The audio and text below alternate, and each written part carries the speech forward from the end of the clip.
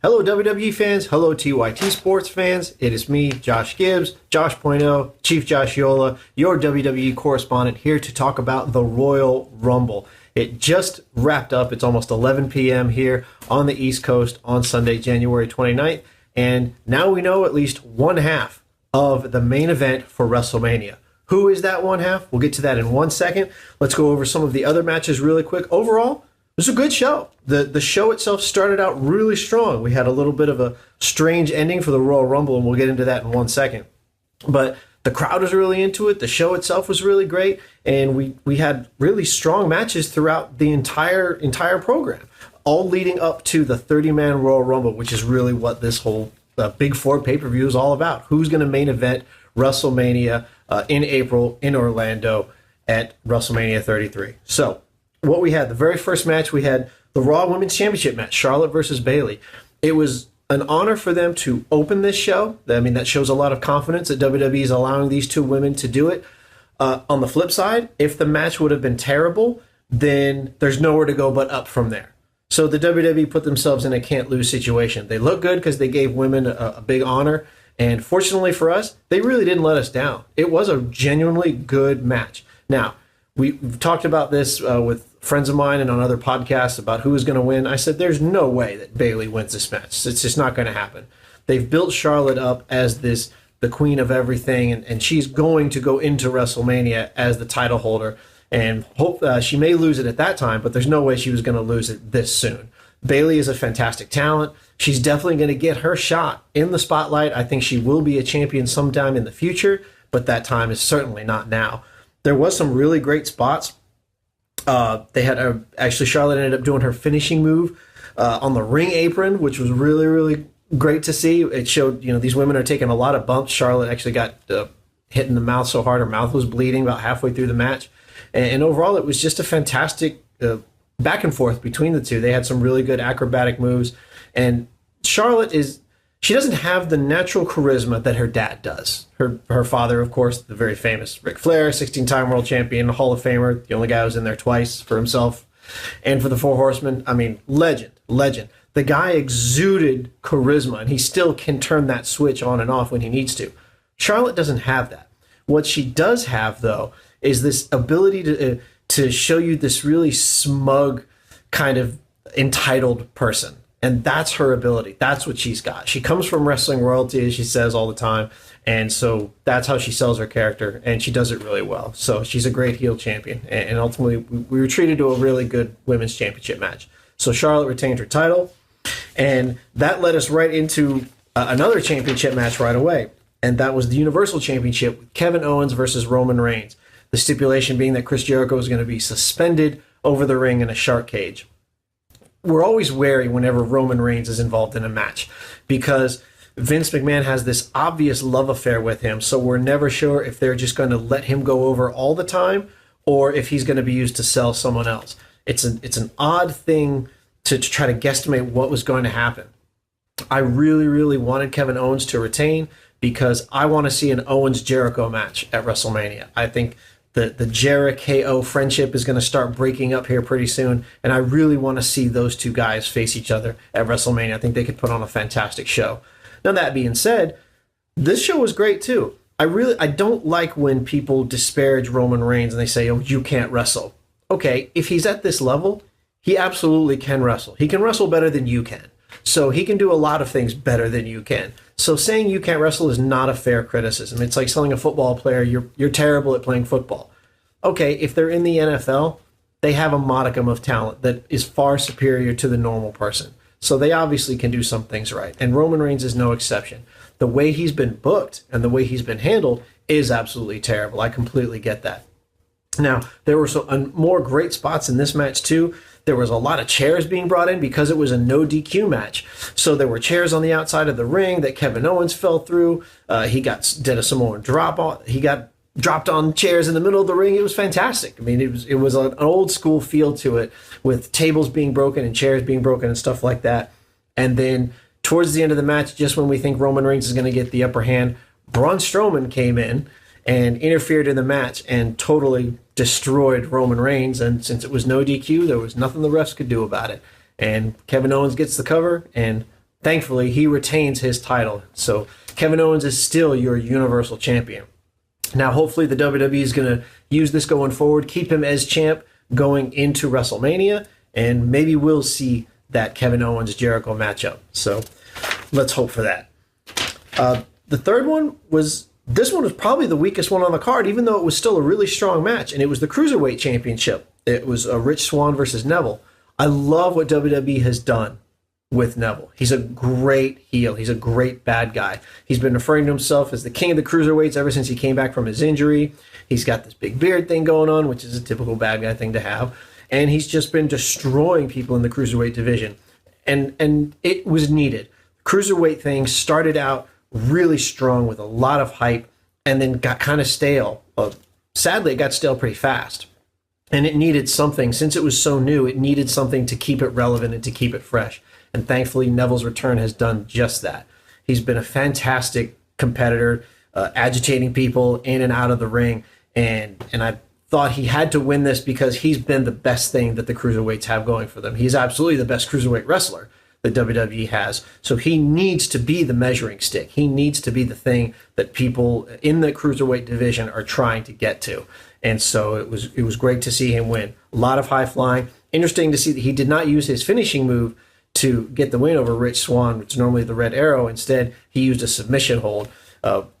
That's just a typical bad guy thing, is use the submission hold and make them tap out instead of covering them with a high-flying move. So that was nice to see as well, but absolutely well-deserved and still a fantastic match.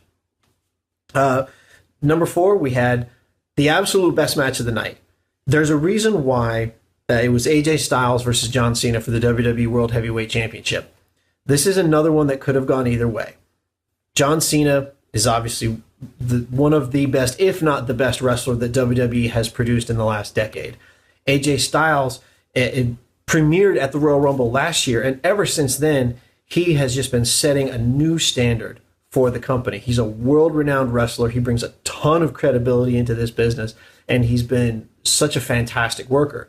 And he and John Cena have been going back and forth for so long, but you can tell watching these two guys that they not only respect each other genuinely, but that they enjoy working together. And that's what makes pro wrestling so much fun. That's why it's so entertaining. When you get two guys like this who are so good at what they do, they can put on a really fantastic show. And that's exactly what they did. This match, hands down, was the match of the night, guaranteed. There were so many good back and forths. A friend of mine, Mark, commented that their shots looked real. It looked like they were taking some pretty hard bumps and punches to the face and stuff like that. That's the mark of real professionals, the fact that they can make them look that real and that they don't have to pull their punches as much. And we're still wondering, wow, did he really hit him? Did he or didn't he? It was great. It was fantastic. Lots of great kickouts from either one's finishing move.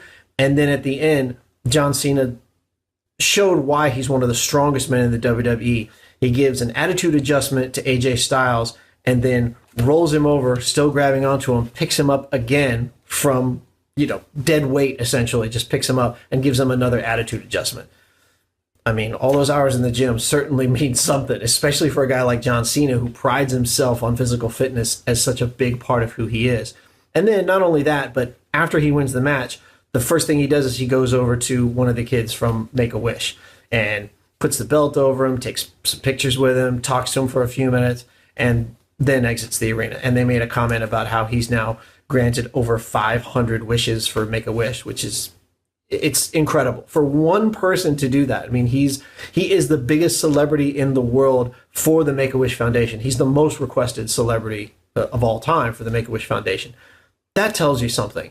For anybody who says wrestling is fake, pro wrestling's not real, well, it may not be, but to these kids, it's real to them. It means something to them. And to those families of those children, that means something to them. So the global outreach and the effect that it can have on families and especially on children certainly can't be denied. And a guy like John Cena, who has now tied Ric Flair's record for the most world championships of all time, 16, it couldn't happen to a better person. Now, what's this going to mean for WrestleMania? Is he going to hold the belt going all the way through? I don't know. Elimination Chamber is in 2 weeks, so undoubtedly he'll be defending the belt there more than likely. So we'll have to see if he can hold it all the way in through till April. That was great. There were a bunch of matches on the pre-show. We don't have to go over that because what it's all about is the Rumble. So we're not going to go through all 30 entrants, but what surprised me about the Rumble itself was there weren't that many surprises. There was really only one surprise entrant, and that was number 10, Ty Dillinger, the Perfect 10. It made the most sense for him to be at number 10 since he calls himself the Perfect 10. But that was it. There was no Samoa Joe. There was no Finn Balor. There was all these other names that were rumored to show up. Maybe Triple H, maybe Seth Rollins. And Seth Rollins was actually eliminated from the Royal Rumble by the McMahons when he interviewed at NXT TakeOver the other night. So it was strange that none of those things happened. And then the biggest names didn't come in until much later. Brock Lesnar came in at number 26, Goldberg came in at 28, and Undertaker came in at 29. So they had probably the best chance of winning. Chris Jericho stayed in the longest. He came in at number 2, and he was there almost all until the end. Side note for him, Chris Jericho now has over 4 hours total in the Royal Rumble, making that the most in history. So he's participated in the event itself for the longest amount of time anyway. But I was actually surprised to see how quickly somebody like Brock Lesnar, he was eliminated. Once Goldberg came in, it was just a few minutes, and then Goldberg speared him and eliminated him right over the ropes. Extremely surprising. Undertaker came in, and then we had the disappointment. This is where the boos started coming in from San Antonio, because Undertaker comes in at number 29, and then number 30 was Roman Reigns. Yes, again, Roman Reigns. And the boos were just deafening from the crowd in San Antonio. And what made it even worse was that then Roman Reigns eliminated The Undertaker, who had been my pick to win the Royal Rumble. I mean, how do you bet against the dead man? And then when Roman Reigns eliminated him and The Undertaker staring up with his eyeliner eyes, and everyone was pissed. Because at that moment, everyone thought, oh my God, can Roman Reigns really win this thing again? Please, no, please, God, no, anything but that. Again, there's legit criticism about him. I would never say he's a bad wrestler, but I'm sick of him being forced into big matches in this kind of way. They really have no idea of what to do with his character. And so ultimately it came down to the final 3 was Roman Reigns, Randy Orton, and Bray Wyatt. So the Wyatt family has the advantage with Orton, Wyatt against Reigns, and Reigns is able to separate the two. He gets Bray Wyatt over the ropes, trying to go for the Superman punch. Roman Reigns catches him with an RKO out of nowhere, throws him over, and Randy Orton wins. He becomes one of the few men to win a Royal Rumble several times now in the course of his career. So now Randy Orton is your 2017 Royal Rumble winner, but who is he going to face at WrestleMania? The only thing that's guaranteed is that he main events, that he will go up against the WWE champ. Will that be John Cena? Or will somehow one of the Wyatt family members end up with the title between now and then? Who knows? I've heard a lot of rumblings that that's exactly what's going to happen, that Bray Wyatt is going to somehow get the title from John Cena, and we're going to see a Wyatt-Orton kind of match. Because I don't think a lot of people are too big on seeing Randy Orton and John Cena face each other again. It's been a while since they've had a match against each other, but nobody's really interested in that for a main event of WrestleMania.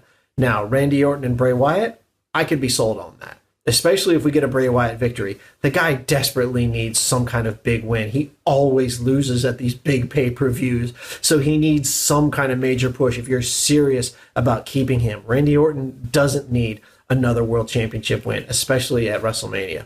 So that was it. Kind of a disappointing end to the Royal Rumble itself. It started out great. Again, not a lot of surprises, but at least some solid eliminations and things like that. We had a couple of surprise eliminations anyway, like James Ellsworth came in for some reason, and once he was finally able to get in the ring, he was almost immediately thrown out. But not a lot are in the ways of shocks, which is what we're kind of used to in the Royal Rumble and what we kind of look forward to. So I was definitely disappointed. And then, of course, the Roman Reigns twist at the end really agitated a lot of people. And maybe WWE thinks that, well, look, he got eliminated, so shouldn't that make you happy? Okay, sure. You're bringing me on this roller coaster of emotions and then at the end expecting me to be thankful. Okay, got it. So that was the Royal Rumble. So did you watch the Rumble? What did you think? If you didn't watch the Rumble, now you know the results. What do you think of the results? As always, leave a comment below. I will always jump in there, comment back and forth with you. We can talk about pro wrestling, and we can talk about anything you want. Just throw it in the comments below.